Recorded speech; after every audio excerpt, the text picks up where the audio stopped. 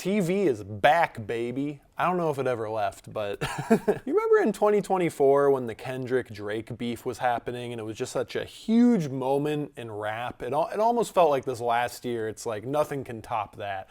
It's okay. That's how I feel about TV going into 2026, because last year, television was a heavy hitter. Something I was thinking about is how 2024 ended with Squid Game Season 2, a huge hit show that hasn't really had its sequel season yet, and then boom, right going into 2025 you get Severance Season 2, also years in the making. Severance, I think, set the tone for the year so well. I think it was probably the best TV I watched all year, and just remembering how insane of an experience watching that finale with my friends was and how much we were just dying for the next episode week to week. Severance is just probably the best show on television to me right now, and I'm upset that it's going to take years to make the next season, and allegedly Ben Stiller isn't even going to return for it, which is like crazy. That's like if Vince Gilligan left Breaking Bad right after Gus died. Like, you're at the apex of the #1 show and you leave? Ridiculous. However, that void was filled very quickly because another prestige show happened right after with White Lotus Season 3. And I will admit, Season 3 of White Lotus is not my favorite. I still think 2 is the best, but I had a lot of fun watching that season with my friends week to week. I think that Walton Goggins was so good in it, and some of the plot lines, like with Schwarzenegger's son, was just so weird. Even if it wasn't like the best writing in the world, I was still just like excited to see what was going to happen every week. And then also Common Side Effects, the new show from Joe Bennett, produced by Mike Judge and Greg Daniels. For those of you who didn't watch Scavenger's Reign, which is maybe why it got canceled by HBO, this guy Joe Bennett made an incredible sci-fi drama called Scavenger's Reign that everybody should watch. Apparently it's even on Netflix, which is odd since it's HBO. And Joe Bennett got to make this new show, Common Side Effects, which got way more popular, and now it's even renewed for Season 2, which is so exciting. What's so funny about this show, too, is the co-creator is Steve Healy from this great comedy podcast, The Great Debates. And the main character is also voiced by a guy from that podcast as well, who, you know, they're just comedy writers. They're not usually actors. So it's really cool to see that these two guys from this podcast I love came together with Joe Bennett and Mike Judge. Just such a weird combination of people to make this show that just so eloquently criticizes the pharmaceutical industry and like what's wrong with America. It's really funny, really dramatic. The art style is so good. Also in the beginning of the year, The Rehearsal Season 2. The first season of The Rehearsal was another really celebrated show that's just been gone for a couple of years, and I feel like every time Nathan Fielder does something, it's his new best work. The Rehearsal topped Nathan For You for me. The Curse topped The Rehearsal, and now The Rehearsal Season 2 is topping The Curse. I feel like what he did to kind of show some of the flawed natures of the pilot and airline world is just really eye-opening and interesting, and the way that he used HBO's budget to like create this full-scale perfect replica of an airport is crazy. Some of the weird theatrical stuff he did, like where he, spoiler alert, had himself completely hairless being breastfed by a giant, I don't even know how to describe this show. It's so crazy. And I do not want to spoil the ending to The Rehearsal Season 2, but it's some of the craziest shit I've ever seen on television. Me and my roommate were screaming at the TV, and it was so good. And also going into like still the early part of the year in 2025, we got The Studio. I feel like Seth Rogen is pushing comedies into like a cinematic zone that almost no comedian filmmakers in America are doing. The Studio, I feel like, for how pretentious a lot of filmmaking about filmmaking typically is, this show is just a lot better. Like, I would way rather watch The Studio than Hail Caesar by the Coen brothers. The Studio is so funny. All the cameos with like Dave Franco and Zoe Kravitz were all super well placed. I feel like it actually had things to say about the nature of studio systems and trying to get original art made and how difficult that is and who's to blame for it. And the architecture and the color of the show was just incredible. And with the filmmaking, you know, them doing all the one takes for the scenes where every single scene is a oneer. They did one episode where the entire thing is a oneer. Super impressive. And then also Adolescence on Netflix, another Warner show, a really good limited series, 3 episodes. I think limited series should be more popular. In retrospect, there's shows like Squid Game and Stranger Things who maybe would be more iconic in the grand history of television if they only were one season in the end. And Adolescence did a really good job just telling a really effective story in 3 episodes. The acting was incredible. And also, as far as like big franchises go, there was Peacemaker and The Last of Us Season 2. I haven't watched either of these, but I know that they got a lot of buzz. Let me know if you think I should watch Peacemaker. I've seen The Penguin. I love Matt Reeves as the Batman. I have not seen Peacemaker at all, but I know John Cena is supposed to be really funny in it. And I need to get caught up on The Last of Us. But people are eating out here this year when it comes to franchise television. There was even Alien Earth on FX. Haven't watched it yet, but apparently it's pretty good. Also, just more and more prestige television coming in with Severance and White Lotus. Then you get The Bear Season 4. I don't think this was like the best season of the show, but I really enjoyed it. It just reminded me of how much I like these characters and this world. There's something about The Bear that feels really hopeful and earnest, even though it's like kind of a sad, stressful show. I think there's just something about these characters that are just super likable and fun to spend time with, and I'm really excited to see where season 5 goes. And then going into the summer, you get Squid Game season 3 because they made 2 and 3 at the same time. And I gotta say, I was somebody who always wanted Squid Game to only be 1 season long. I feel like it would have been a perfect limited season.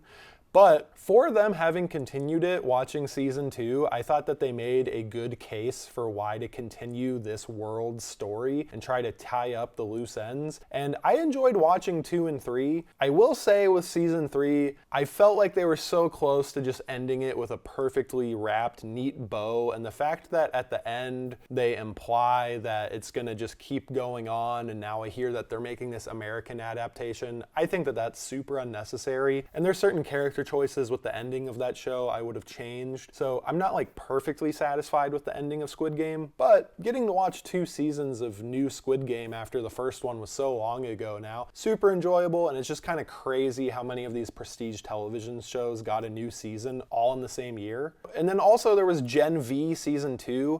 I've always really liked The Boys, and I think something that's cool about Gen V is those characters and their world and their conflict are so compelling. I often forget it's not the main series or the main franchise. I feel like Gen V stands on its own really, really well. Ethan Slater, who's getting memed really hard, obviously, for playing SpongeBob on Broadway and his whole thing with Ariana Grande, he really surprised me with how good of an actor he is in this show, because I've never actually seen his acting before. I just know him from memes. And in this show, really, really good. So I'm excited to see how that all ties into the final season of The Boys. Also, speaking of superhero media, the final season of My Hero Academia happened, and that is, I know this is a hot take, but that's my favorite anime. I love that show so much. The characters, the music, the world of it, all the powers, what the characters stand for.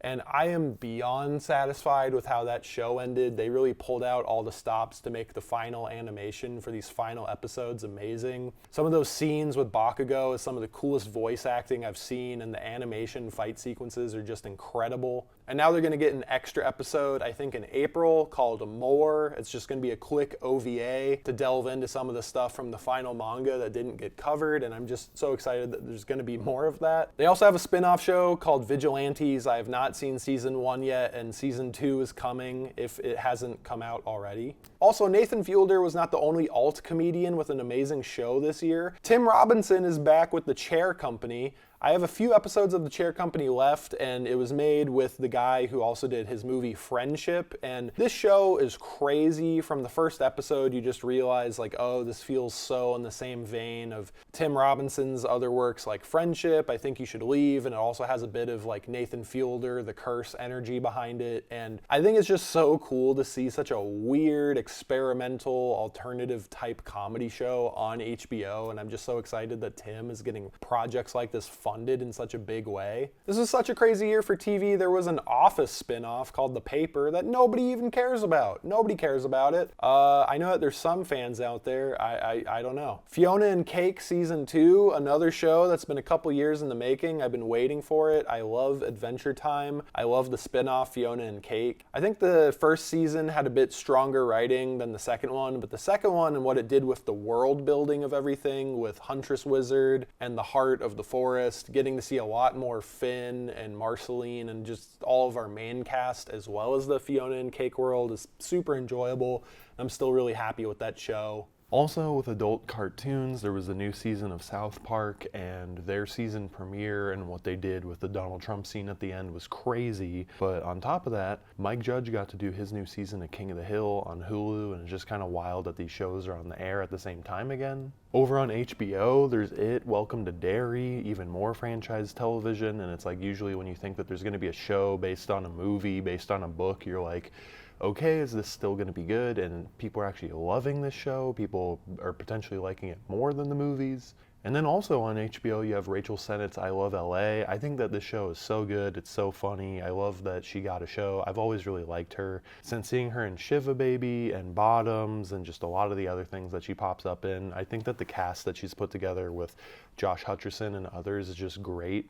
I've heard people compare it to Girls or Sex and the City, and to me it just feels like it really has its own identity, and it's just a really funny, likable show. Also, Pluribus, finally a new Vince Gilligan show. Breaking Bad is like my favorite show ever, and I rewatched it with Better Call Saul last year, and Better Call Saul might even be better, honestly. It's at least just as good. I feel like in the long run it might be better, and Ray Seahorn is just such a good actress. It's so cool that he developed a new show with her as the lead, and it has nothing to do with Breaking Bad. And Pluribus in a lot of ways reminded me of Neon Genesis Evangelion, if you've seen where that show goes and just kind of some of the ideas it has. I love that Pluribus's marketing did not say in any way what the show is about, and I super encourage watching the pilot to find out rather than looking it up if you haven't seen it yet. But I just love the filmmaking sensibilities of Vince Gilligan and his team. And I think that he's just so good at visual storytelling and character storytelling, and it's like he develops a really interesting world,